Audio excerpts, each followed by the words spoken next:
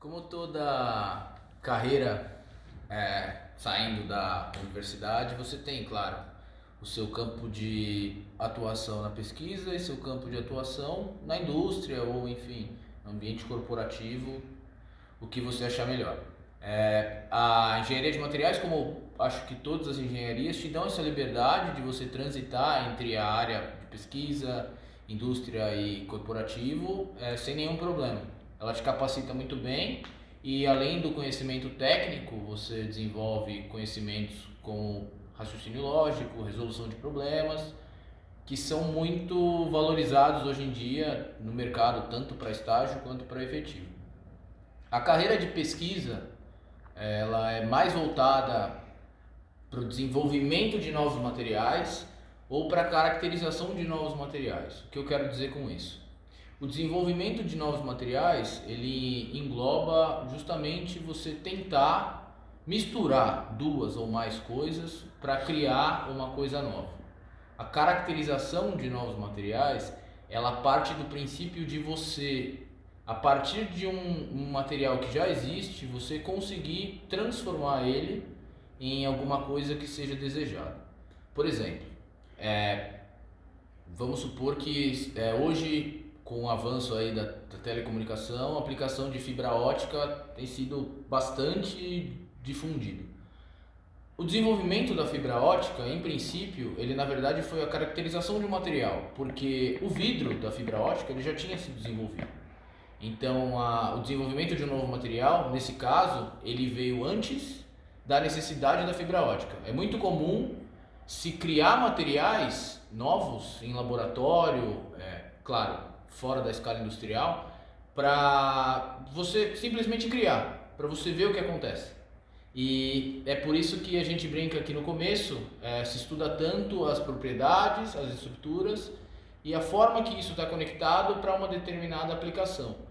Você caracteriza um material quando você tem um problema que ele está ali circundando a grande área de materiais.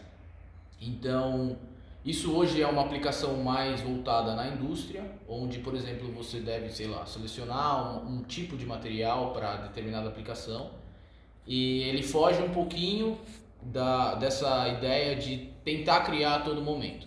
É claro que durante esse processo de criação, ele é um processo que demora muito, ele é muito extenso e dá muita coisa errada. Mas a partir de uma coisa que às vezes não dá certo, você consegue criar uma coisa que dá certo sem querer. E é muito importante isso na carreira de pesquisa de forma geral. Muitas vezes você não sabe exatamente para que aquilo funciona, mas aquilo pode se tornar útil para você de alguma forma, em alguma maneira. E isso é muito bacana quando você alimenta o seu conhecimento com discussões de pessoas de outras áreas. Às vezes as coisas não parecem claras para você numa abordagem daquele grande conhecimento que você tem. Por exemplo, no meu caso, um conhecimento cerâmico. Às vezes as coisas não são tão claras para mim do ponto de vista cerâmico, mas podem fazer sentido para alguém que estuda polímeros, alguém que é especialista em plásticos, enfim. E aí nessa conversa, nesse networking que você tem com outras pessoas de outros grupos de pesquisa, você acaba pensando em abordagens diferentes para um mesmo problema, um problema que você pode ter em comum. E é muito bacana essa ajuda que até aqui na UFABC as pessoas se ajudam bastante. Do ponto de vista de mercado de trabalho, essa área de pesquisa ela é muito presente, mas infelizmente nas grandes empresas de materiais essa área de pesquisa ela está na Europa. Na Europa, Estados Unidos e China.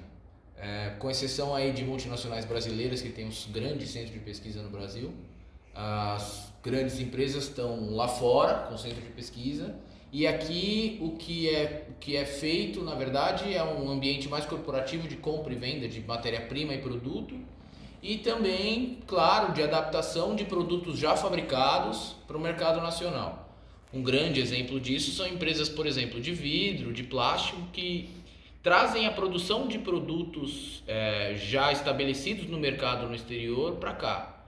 Não são desenvolvidos moléculas e materiais novos aqui dentro. Mas, claro, existem algumas empresas que te possibilitam atuar na parte de pesquisa, desenvolvimento, só que no mercado, de forma geral, elas são minoria. Além disso, a engenharia de materiais te coloca à frente de projetos e atuações voltadas na indústria primária, como a extração de minério e produção de materiais primários, tanto metais quanto cerâmicas, e até o desenvolvimento de moléculas sintéticas como plásticos. Isso por uma necessidade da indústria nacional, porque o Brasil tem muito de mineração ainda. O engenheiro de materiais, nesse sentido, tem uma empregabilidade muito grande e tem bastante campo de atuação. Mas é claro, para um engenheiro que não necessariamente gosta muito da área de materiais, existem as áreas corporativas em empresas e escritórios por aí que empregam e exigem também do engenheiro uma boa capacidade de conhecer o seu produto e exercer seu trabalho de forma correta. Por exemplo, se você atua em vendas de produtos plásticos ou até em vendas de, enfim, qualquer que seja seu produto, é muito interessante se você conseguir atuar com uma boa carga de conhecimento daquele seu produto. Então, é muito mais fácil você convencer o cliente de que aquele produto é bom e adequado para ele, se você souber o que aquele produto tem de bom e não simplesmente você lê em algum lugar. E por isso é muito bacana essa liberdade que você tem aqui na universidade e consegue atuar nesse campo de escritórios e black tie também.